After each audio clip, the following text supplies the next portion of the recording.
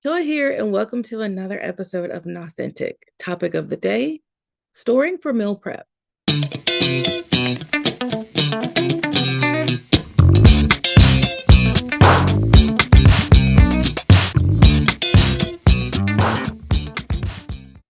If you're tuning in from Substack, be sure to check out today's poll.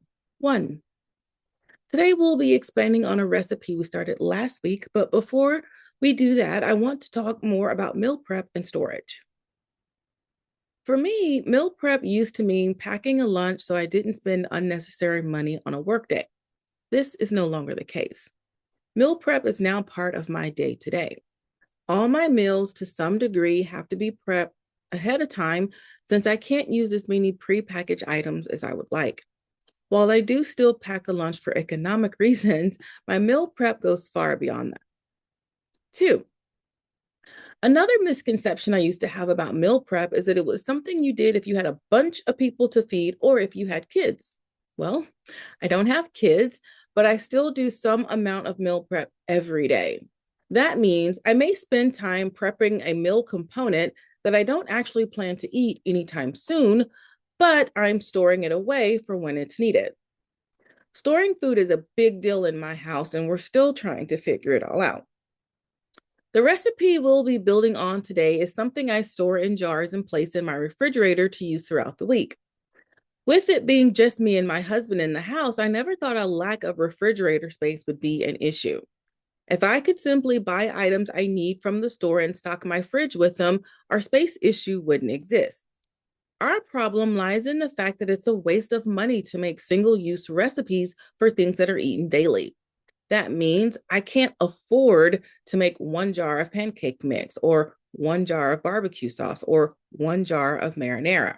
I must batch cook several at once and then find space to store them in my freezer and fridge. Now let's talk about how I mix lentil pancake batter. Be sure to visit my Knauthentic YouTube channel if you want to see the short step-by-step instructions. 1.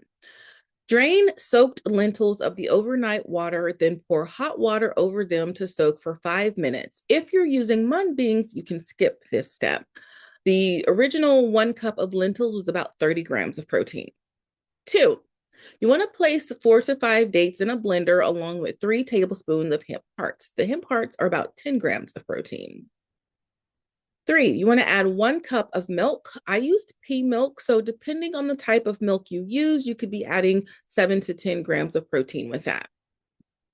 4, add 1 cup of water along with 1 teaspoon or 1 tablespoon, your preference, of vanilla extract and your preferred spices. I use an apple spice blend.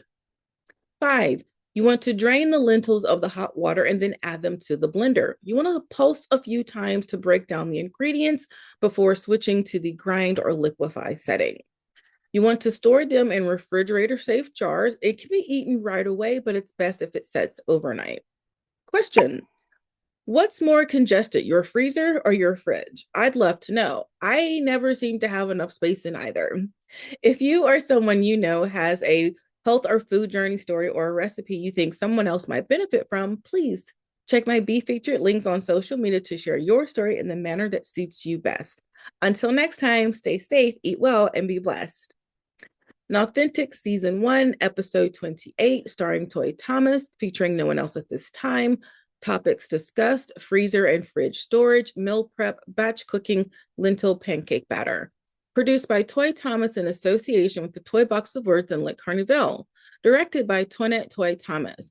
Thanks again to the Knauthentic community on Substack, YouTube, and wherever you can hear this podcast. This is all for you.